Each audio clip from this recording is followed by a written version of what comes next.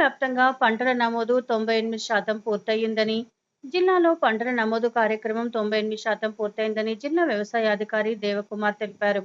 మెదక్ జిల్లా రామినంపేట మండలం కోనాపూర్ గ్రామంలో పంటల నమోదు కార్యక్రమం ప్రత్యక్షంగా పరిశీలించారు. ఈ సందర్భంగా మాట్లాడిన ఆయన, జిల్లాలో వరి, మొక్కజొన్న, ప్రత్తి, మినుము ఈ సమాచారం కీలక పాత్ర పోషిస్తుందని ఆయన అన్నారు. శ్రీ దేవకుమార్ కోనాపూర్ గ్రామంలోని వడ్ల కొనుగోలు కేంద్రాన్ని సందర్శించి రైతులతో మాట్లాడారు. కనీస నాణ్యతా ప్రమాణాలు పాటించినట్లయితే రైతులు ప్రభుత్వం నిర్ణయించిన కనీస మద్దతు ధరను పొందగలరని సూచించారు. నాణ్యమైన వడ్లను మాత్రమే కొనుగోలు కేంద్రాలకు తీసుకురావాలని రైతులను కోరారు.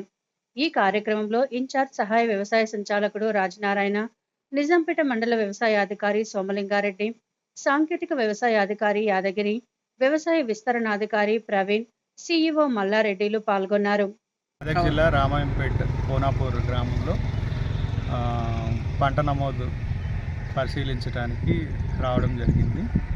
అయితే మన మెదక్ జిల్లాలో 3,58,000 ఎకరాల వరకు పంట వేయడం జరిగింది, వివిధ పంటలు వేయడం జరిగింది.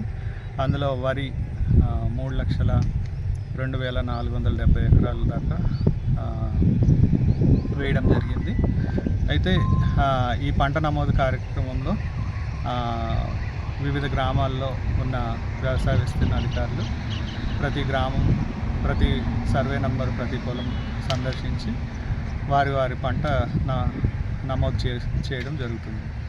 అయితే ఇది ఇప్పటి వరకు 98.5% దాదాపు 3,50,000 ఎకరాల వరకు నమోదు చేయడం జరిగింది. అయితే ఇంకా ఎవరైనా రైతులు మిగిలిపోయినట్టయితే వారు కూడా వ్యవసాయ విస్తీర్ణ అధికారిని వారి పంట నమోదు చేసుకున్నారో లేదో వారు విచారించి, ఒకవేళ నమోదు చేయనట్టయితే వారు నమోదు చేయవలసిందిగా కోరుకుంటున్నాను. ఇది ఎందుకు పంట నమోదు చేయడం అనేది ముఖ్యము అని అంటే, ఇప్పుడు మన గవర్నమెంట్ అంటే మినిమం సపోర్ట్ ప్రైస్ అంటే వరి, ధాన్యం, అలాగే మొక్కజొన్న, అలాగే పత్తి కొనడం జరుగుతుంది. అయితే ప్రతి ఒక్క రైతు వారి పంట నమోదు చేసుకున్నట్టయితే మాత్రమే వారు ప్రొక్యూర్మెంట్ సెంటర్స్కి వెళ్ళి అమ్మడానికి వీలవుతుంది అన్నమాట.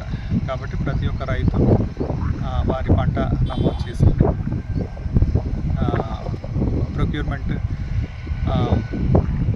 సెంటర్కి వెళ్ళాలని కోరుకుంటున్నాను.